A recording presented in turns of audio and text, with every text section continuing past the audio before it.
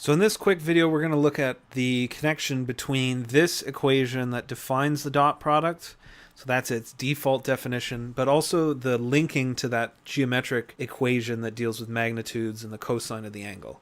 And so I have here these vectors a and b, and basically what I'm going to draw is from here, the vector from the tip of a to the tip of b. Now that vector, as we know from when we did subtraction of vectors, is the vector b minus a. And so that vector has a magnitude that can be written like this. The angle between the two vectors, theta, I've marked now on the diagram. And so the way we're going to tackle this right now is we're actually going to ignore the fact that we're really looking at vectors. We are going to treat this as if it was a trig problem. And we are going to connect these three sides and the angle between this vector a and b. We're going to connect that using cosine law. So I know from cosine law that the magnitude of b minus a squared is equal to the magnitude of a squared plus the magnitude of b squared minus 2 times the magnitude of a times the magnitude of b cosine of theta. But I can even go a step further than that, because I can actually express the magnitudes of a, b, and b minus a using now my vector notation in those components. So remember, a vector a, and let's just say that this is in 3 dimensions, a vector a has components a1, a2, a3. A vector b similarly has components b1, b2, and b3. And the vector b minus a has components b1 minus a1, b2 minus a2, and b3 minus a3. And so I can actually calculate the magnitudes of these vectors using these components. So the magnitude of b minus a is going to be the square root of its x component squared plus its y component squared plus its z component squared. So that's the magnitude of b minus a.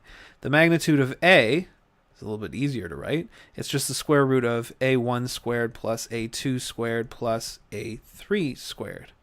And similarly, the magnitude of b can also be written as the square root of all of its components being squared. So now I can actually take that information and plug it into this equation that I have right up here, the one that I got from cosine law. So this is where I'm actually connecting the idea of vectors to the idea of trigonometry.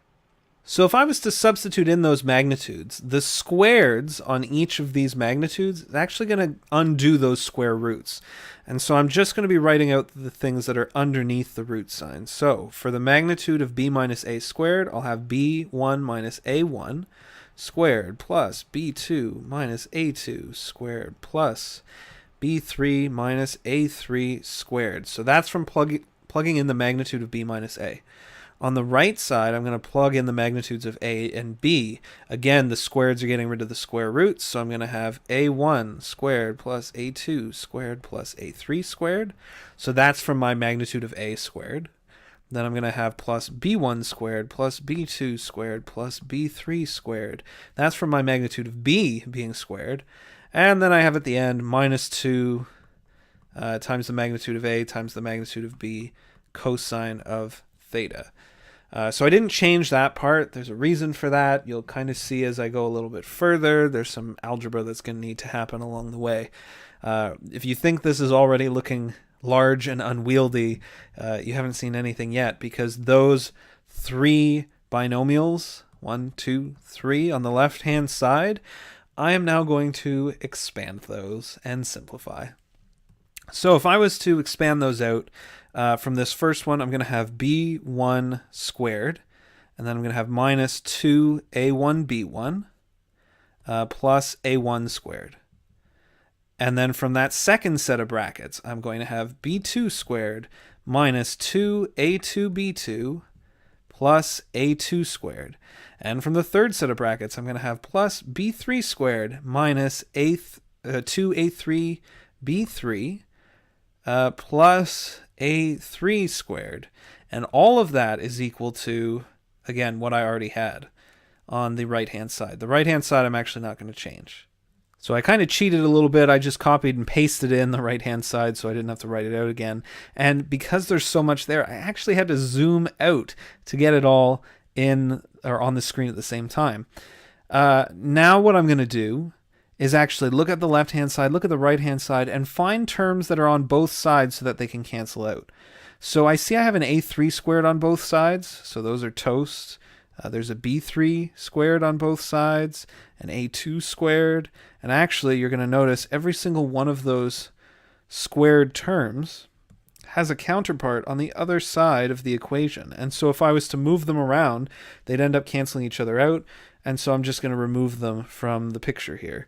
And so on my left-hand side, I now have the much nicer and more simplified minus 2a1b1, minus 2a2b2, minus 2a3b3. And all of that is equal to minus 2 times the magnitude of a times the magnitude of b times cosine of the angle between them.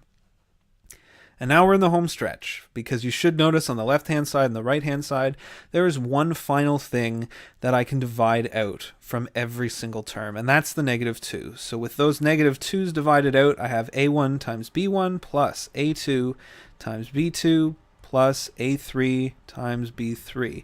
And that becomes equal to the magnitude of a times the magnitude of b cosine of theta. Now, we already said that this is, by definition, what we call the dot product of a and b. And so that confirms for me, then, that the dot product of a and b is also equal to the magnitude of a times the magnitude of b times cosine of theta.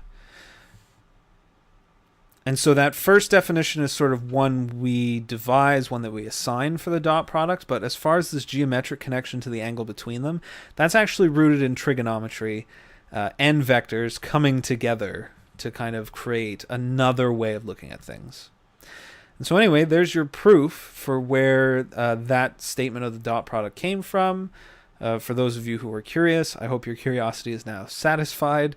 I know the algebraic workings of it along the way were perhaps more complicated than you were expecting, but I think you'll agree at the end of it all, it really consolidated down into something that was simple and very, very useful.